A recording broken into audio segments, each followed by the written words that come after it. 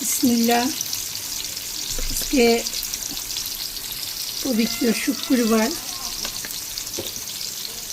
শেষ রোজার। কততম রোজা বলো তোমার? 24 আজকে 24তম রোজা, শুক্রবার 24 দেখেন, দেখতে দেখতে রোজা চলে গেল।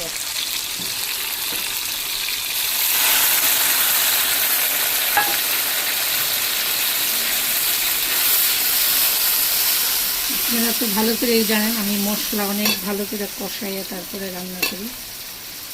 মশলাটা যত ভালো কষাবে মশলার কালারও ভালো, খেতেও ভালো। লবণ দিয়ে দিলাম,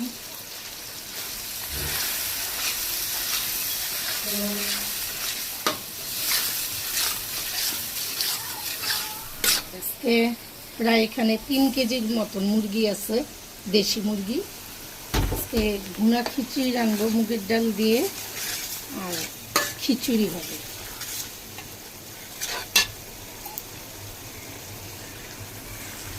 মশলাটা কষে খিচুড়ি দেবো।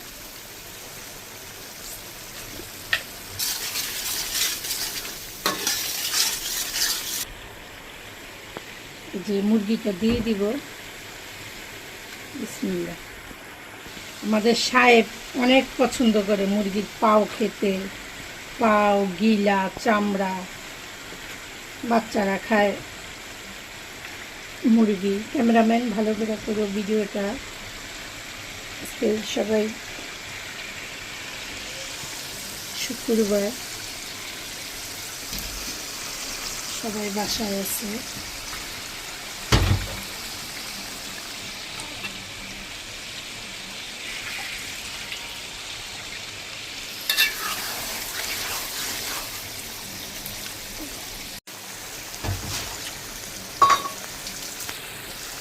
কি শরবত আছে দিয়ে দিছি, এখন ভালো করে কষাই নিচ্ছি। ব্রয়লার মুরগি একটু ময় মশলা বেশি দিয়ে রান্না হয়।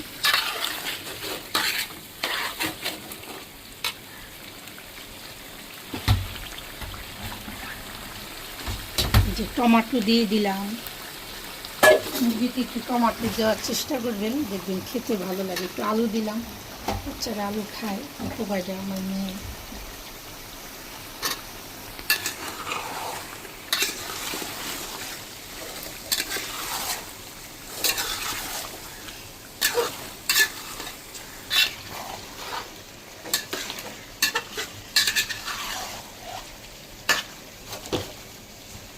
জানেন ব্রয়লার কেজি 300 টাকা ছুঁই ছুঁই। আজকে হলো 24 রমজান। গরিবের আর কি খাবো আমরা, বলে? দিন যাইতেছে আর জিনিসের এত দাম বাড়তেছে, তা বলার বাহিরে।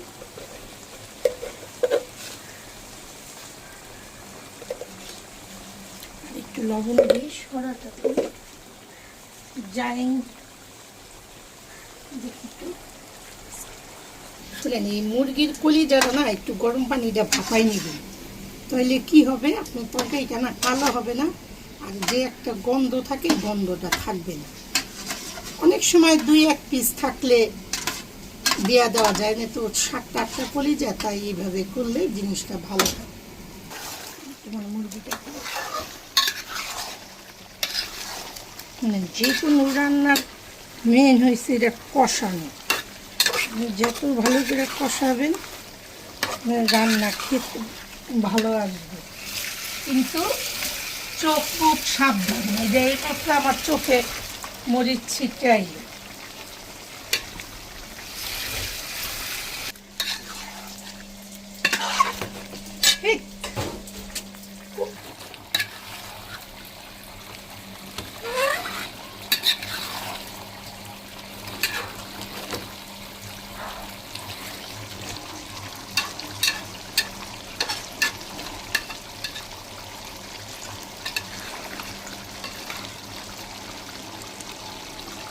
এই যে দেখেন প্রায় অনেক পানি উঠে গেছে। দেখছেন?